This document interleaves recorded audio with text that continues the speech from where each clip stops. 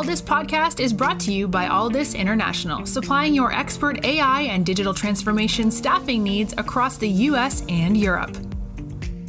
Today, you are listening to our AI in Action series, where leading minds in AI from across the world share their story, success, and advice. AI in Action cuts through the hype and explores the true impact of artificial intelligence in our world today.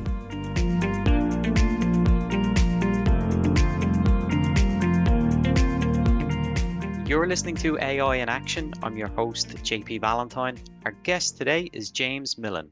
James is the co-founder and CEO at Workhelix. James, welcome to the show. JP, thanks for having me. Looking forward to the conversation. Delighted to have you. So let's jump straight in. James, let's start with yourself as we do with all of our guests. Could you give us a little bit of an overview of your background in technology and what your journey has been from where you got started, some of the roles you've held along the way, and what's led you to where you are today as the co-founder and CEO at Workhelix? So I've spent the last 10 years in and out of large enterprises and building 0 to 1 startups. I spent some time at Google working on the digital native team, so selling to large enterprises in San Francisco, some really fast-growing unicorn startups. Spent some time before that at Amazon, so building the private equity sales team, which was an amazing experience. It was great to see when the world was really picking up adoption of cloud. And before that, spent a bunch of time selling on-prem server storage, networking, and virtualization at a large reseller. What brought me to technology was kind of an unclear path. I actually, believe it or not, did my graduate degree at social work. So I thought I was going to be an FBI agent working for the Department of Justice. And actually at the Brown School of Social Work in St. Louis, I did an internship for the US Attorney and was working on that path, and really just felt like the justice system was tough for me to have as big of an impact as I wanted to. And that's what drew me to software, starting to see how once you build something, you could distribute that almost anywhere in the world at the click of a button, and really wanting to move into technology. I've always been fascinated by technology. I always loved to see how quickly things could be built and the scale that it could change the world. When I found the opportunity to get into selling server storage, networking, and virtualization equipment, I jumped on it, knowing almost nothing about the space other than being passionate about technology. James, thank you for that. Quite an interesting segue from where you initially started focusing on justice to where you are now. So I want to connect the dots. Obviously, your role at Google prior to launching Workhelix gave you insight into probably the most famous of all tech companies. At what point did you start to think about launching your own company, and what was the motivation and inspiration behind Workhelix? So at Google, I'd spent a lot of time, selling large solutions and seeing the biggest enterprises in the world spend hundreds of millions of dollars on cloud products. However, a lot of the customers still weren't transforming in the ways that they want. A lot of companies are interested in being the Googles and Amazons of the world, and the way they're trying to get there is buying a bunch of their products. But there's this huge unmet need, which is changing the way companies actually run. And that's something that I didn't want to sit on the sidelines for, especially as generative AI came more and more in mainstream. And my childhood best friend, Daniel Rock, he spent his career on the East Coast doing research, PhD at MIT, researching the economics of AI. And reading a lot of his research, I was fascinated to see that he'd come up with a really novel way to measure how companies can change and how they can adopt powerful general purpose technologies like generative AI. And this pioneering research was this idea of the task-based approach. How do you figure out how a large organization with hundreds of thousands of people is going to be impacted by something like generative AI?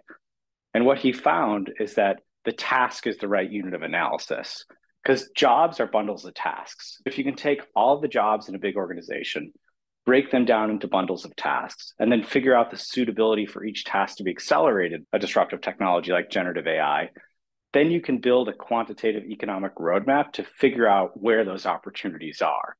When I saw this technology that he'd built, we reconnected and said, this is the time right now where there's this huge discontinuity in the labor market. to build a technology tool, a software solution that we can take this research off the shelf and deploy to the largest corporations in the world. We've built this platform and deployed it across a bunch of enterprises and are changing the way companies are thinking about adopting disruptive technology. So let's stay on that because you've helped us visualize the origins behind Workhelix, but speaking to an audience of AI professionals, whether they be engineers or users of the tech, when you're speaking to people for the first time about Workhelix, how do you define the company, the mission, the problem that you're solving, and then maybe talk to us about some of the customer experiences that you've had and you've seen success in introducing them to Workhelix? Well, our mission is to help companies thrive in times of rapid disruption. And the way we do that is through two core products. Our first core product is this task-based analysis. So we think of it as what Watson and Crick did for organisms, we're doing for organizations, where we can take all of the jobs, break them down into tasks, and use this really rigorous way to figure out where their Gen AI opportunities are. And this is done, with data and rigor, not gut and instinct. The second unique offering we have is the ability for them, once they deploy some sort of generative AI tool, to quantitatively measure the impact of it. A lot of the time, companies might deploy some sort of GitHub Copilot tool and say, here's the pre and post. We've seen an increase in the number of people who are using the tool. But economists know that a lot of that is correlation. It's not causation. We can't actually prove what caused it. And there's been this whole string of economic breakthroughs that have gone on to win Nobel Prizes, where we can use things like synthetic diff and diff to figure out what was the actual cause of the change. And we're helping companies deploy this. And we think these two capabilities together are creating this new category of software that we're calling so far business transformation management software. Billions of dollars are being shoveled into companies trying to capture AI value, but without this system of record, it's really hard to figure out whether or not you're actually getting those benefits. Are you deploying it in the right area? Where should you go from here? If you go survey executives right now and say, how's your Gen AI deployment going? Most are dissatisfied. They heard the promise of the value, but they're not sure they're getting it. We help first by identifying where it is and then measuring what those benefits are. So James, let's jump straight into that because what you're saying resonates and a lot of users of AI will buy into the hype of products but might not get the full impact. Are there any recent customer examples that you could share with us which would demonstrate the impact that Workhelix has had for them, whether it be defining the initial problem and what came out the other side, or just generally any recent customers that have enjoyed what they've got from the Workhelix team?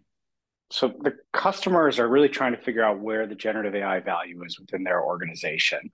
And people can come up with use cases and say, we think software developers are a great area to go deploy this, but they're coming to us because they want a rigorous and data-driven answer. We just worked with a 100,000 person plus organization. It's a global company, operates in 50 different countries. And we actually just took a small segment of 17,000 employees of their company and ran this task-based analysis. And these are all HR folks within the organization. So they have a big HR organization. And after running the analysis, it was really interesting because their number one opportunity was in their compensation and benefits department, which a lot of the leadership was saying, how can this be? How can generative AI possibly help with this? But when we drilled down and looked at the particular tasks that these folks do, a lot of it is creating rubrics for performance analysis. A lot of it is creating career ladders. And it turns out there's an immense amount of time. There are thousands of hours that the company was spending manually creating each of those entities.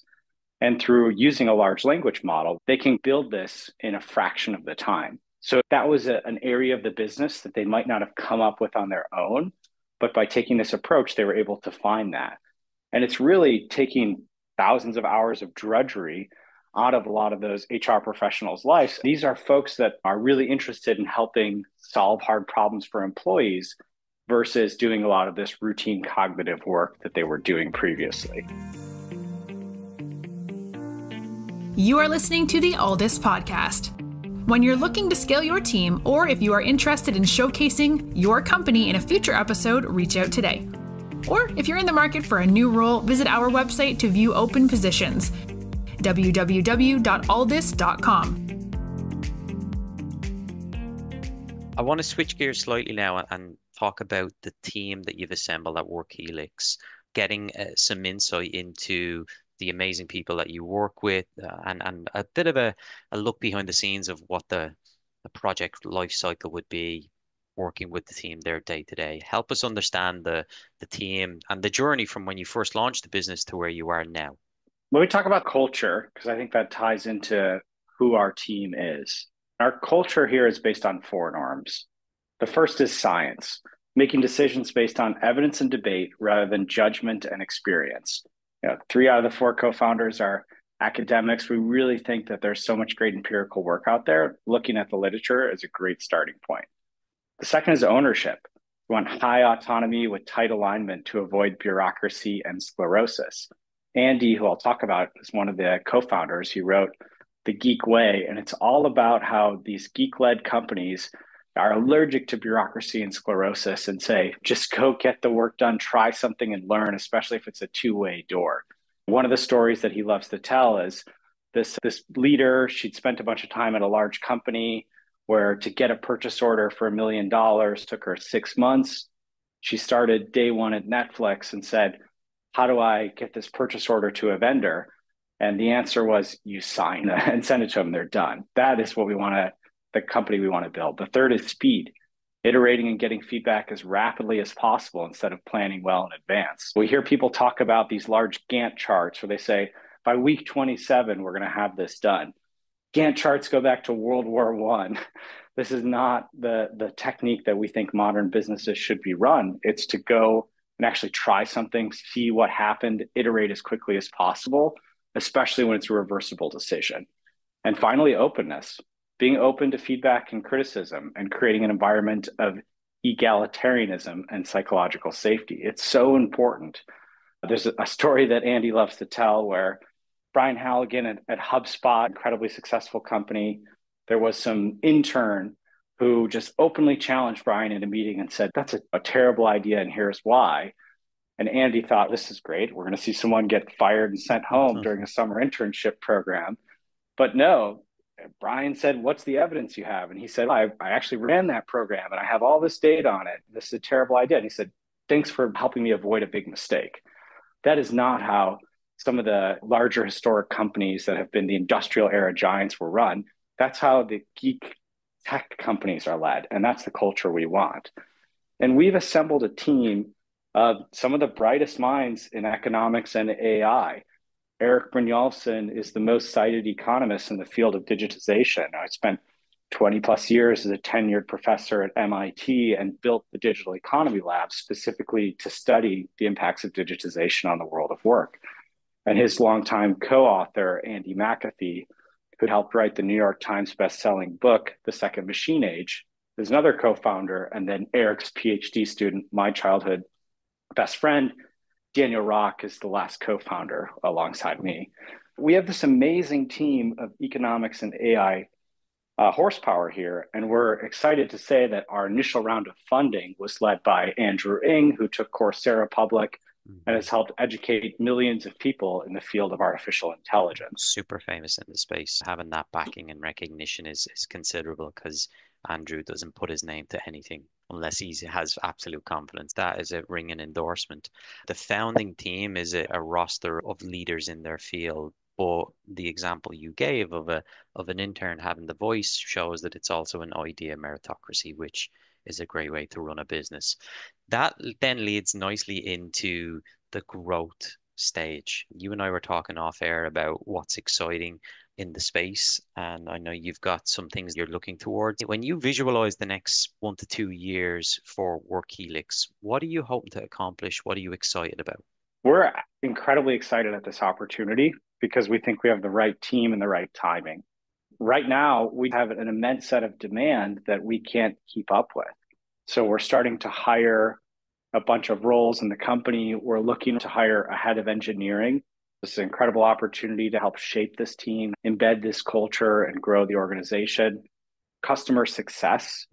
One of the great signs we've seen is we have too many customers that our current team needs to grow to support. So someone who's passionate about listening to customer needs and helping work with the product team to ship new features and make sure everyone's getting the value they want. We also have come up with this unique role, which is this data scientist economist. So someone who can actually help translate some of the more complicated economic theory into customer value. We're building out this role, and then lots of software engineers to help with platform integrations. We want to take a fire hose of data from our customers, run it through our proprietary models, and provide them insights. That's a lot of integration work for big Fortune 500 companies who have incredibly high standards. So if those are things you're passionate about, we've got job postings out there and we're looking to grow. I'm so glad you brought this up because with the timing of what you've built and the backing that you have, there's a tremendous opportunity for you guys to really disrupt the space and the positive disruption, which is so desperately needed. You've given us a lot already of what I would like to cover at this stage of the conversation. I always like to finish on a message to potential future employees. I think this entire episode is an advertisement of why Workhelix could be a great place to work. For you specifically, when you speak to candidates who you feel are the right mix of technical chops, mindset, and culture to be a good addition for Workhelix, what is it that you tell them that gets them excited enough to join Workhelix over some of the other great startup companies also trying to attract this top level of talent? A few things that are really important. We have access to leaders in the largest corporations in the world. Through Eric and Andy, who spent decades cultivating these relationships and putting this world-class search out there, they are the trusted names. We get the privilege of working with some of the biggest organizations in the world on incredibly important work. Secondly, I like to remind people that some of the language about generative AI is this is going to happen. Generative AI is going to have this impact on society. I push back. I think that's tech determinist language to say that the technology determines how it impacts society. I firmly believe that as humans, we decide. We have a huge role to play in how this technology impacts our world. And at Workhelix, that's a big opportunity you have here to help build and shape the products that are going to help guide people through these huge disruptive area of transformation. So if you're interested in working with some of the largest corporations at the highest level and interested in playing a role and not just letting this technology determine our fate, but to actually help shape it, then Workhelix is the place to be. James, thank you so much for coming on today and talking to us. It was great to learn about your own background, your journey to launching Workhelix, and an incredible insight into the amazing company that you've built and the early success you're having, and all of the information around why it's an attractive proposition for somebody who wants to work in Gen AI and is passionate about having an impact. And then finally, then the opportunity with the customers that are at your beck and call is amazing. So we're grateful for your time. We wish you, the team, and everyone at Workhelix the very best of luck in the months and years to come. And looking forward to having you back on the show again to hear about all the success. Thank you so much, James. It's an absolute pleasure, JP. Thanks for having me here. We're always been so impressed by the team and the work you're doing. And let's take this opportunity. Let's remove thousands of hours of drudgery and see if we can double the GDP. So thanks for having me and looking forward to the next conversation.